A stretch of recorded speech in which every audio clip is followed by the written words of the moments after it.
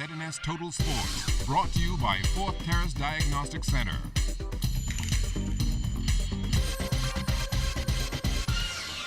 Welcome to sports, everybody. The final boxing qualifier for the Pan Am Games is just days away, and tonight Charles Fisher tells us that Team Bahamas is focused on the task at hand. Carl Hill, 152 pounds, Rashid Williams, 141 pounds, and Keishno Major, super heavyweight, have been in intense training for the past few weeks with one goal in mind: punching their tickets to the Pan Am Games. I just come off a great training camp in Cuba with Venezuela, Colombia, Indonesia, Costa Rica, and Trinidad, so I'm prepared. Just gotta go and get the ticket now. We put in a lot of work, having Valentino knows and Coach Seymour here. Doing a lot of running, a lot of sprints, all our bag work, our sparring, everything was great. Working at it from the recent competition we just attended in Dominican Republic. So we had like a full month to just training. We train twice a day. We train sometimes 5 a.m. in the morning and then 10 o'clock at the evening. In the morning, or also 10 o'clock in the morning, or 5 o'clock in the evening. So we get our work in. The boxers must finish in the top 6 of their weight class in order to qualify for the games in Canada. At this level, you just gotta be smart. Go out, fight your fight. Be smart. Hit and don't get hit. This is a elite competition.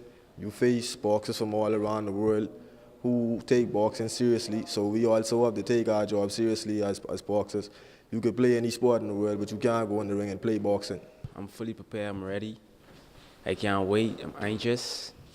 I'm just waiting. Head coach Andre Seymour says from what he has seen in training, they are ready. They're going to be competing against the best of the best in this part of the region. It's going to be rough, but we are ready. We are ready, okay? Like I tell them, they cannot take it easy. You understand? And, you know, I'm confident that we're going to qualify for the Pan American Games. Also in the fighter's corner will be former Pan Am Games silver medalist Valentino Knowles. This is a great opportunity. I mean, I'm very excited about this. And I feel that, like I said, being one of the silver medalists there, I can take them there. And I'm, from what I see already here, that they have the tools and they're ready to go ahead and do it. The boxers will leave first thing Tuesday morning and hit the ring starting on Thursday. Good luck to them all. For ZNS Total Sports, I'm Charles Fisher. The Bahamas Baseball Federation's inaugural mini coach pitch tournament was held over the weekend at St. Andrew's Field of Dreams. Some of the country's top 7- and 8-year-olds on display representing Freedom Farm, the Junior Baseball League of Nassau, and Grand Bahama. Freedom Farm Gold won the tournament, beating JBLM Blue in the final 11-0. And organizers summed up the event this way. The whole experience this weekend was very, very good. I think that it bodes well for the future. The atmosphere was great, the fans were great, the games were great, the officiating was great. I mean, only the sun was hot. I mean, that's the only negative thing. The sun was just hot. But other than that, I thought it was a very, very good first effort for the tournament, and we hope to continue doing this in the future.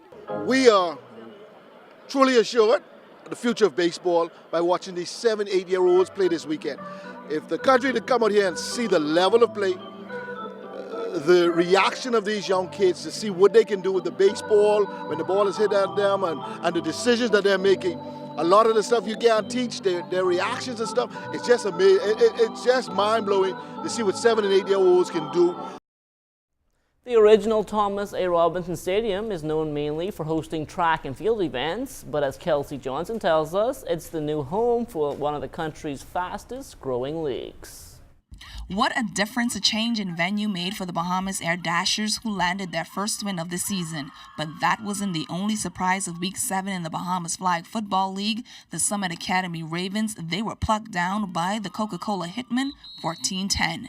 We knew we needed this win, so we came in with a mindset to win. We worked together, we executed the plays that our coaches told us, and we got it. It feels great because, you know, we were battling all season, and this is our 6th game, so we really try hard for this game. Basically, they need to come out to practice more and, you know, maybe work on some of the plays, you know. Basically, we practicing on game day, you know, so that's why there's a bunch of confusion on the field, and it's the reason why we losing so much games. As the Dashers celebrated their shutout win, the defending champions on the men's side, the Ravens got shut down mid-flight and may find themselves watching the playoffs from the sidelines if they don't shape up. The competition has been pretty tight, I must admit. I mean, we got 3 teams that are sitting with pretty close records that, you know, over the next couple of weeks, we're not sure who's going to be the pennant winner there. In addition to that, though, I mean, surprisingly, we have one of our top teams who was the champion 2 years ago, the Ravens, not necessarily playing at the level that they want to be playing at this time, and possibly, you know, going to be in a fight for a playoff spot. So the competition is, you know, it has some surprises, but it's been very, very good so far, especially down the stretch. The Sands Lightlings pounded the Vitamalt Light Ravens squad 15-6. While that win was a big one for quarterback Tamika Ramming, some players on the Ravens team were left confused. The Ravens are amazing competitors. I mean, we know that they were going to give us a run for our money, but we came out today focused and we came out with a W. We had some glitches today on both offense and defensively where we have to work out the practice these next 2 weeks before we play on the 14th. So we're going to work out those tweaks and come back stronger to play again.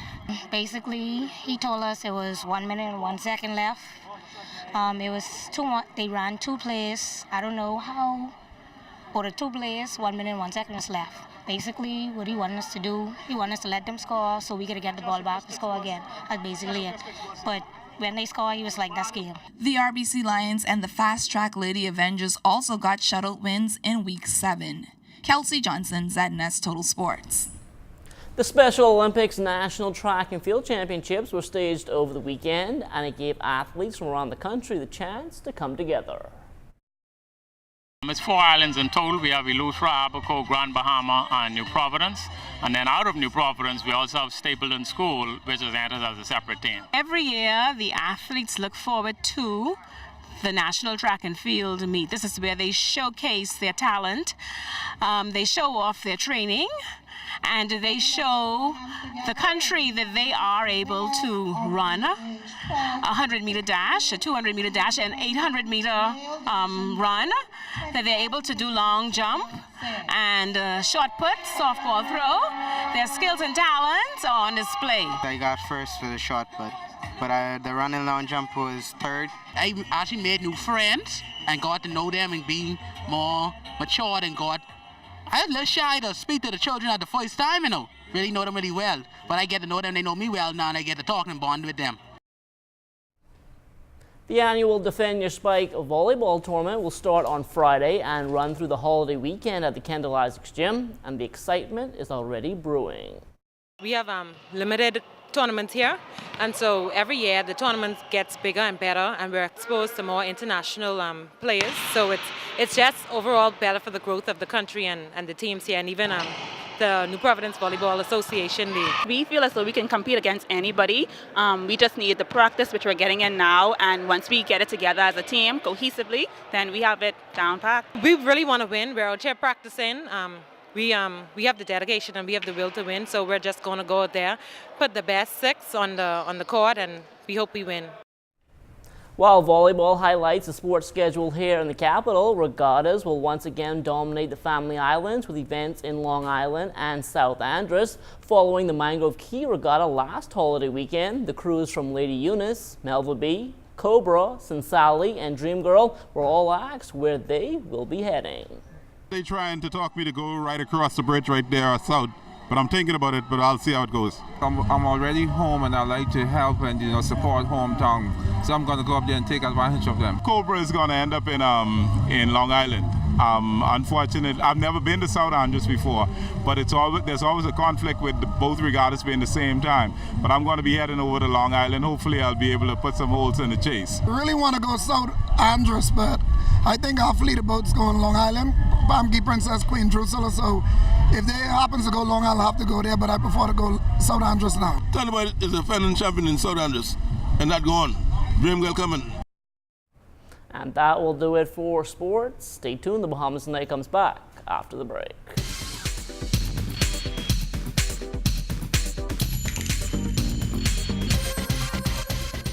This is ZNS Total Sports, brought to you by 4th Terrace Diagnostic Center.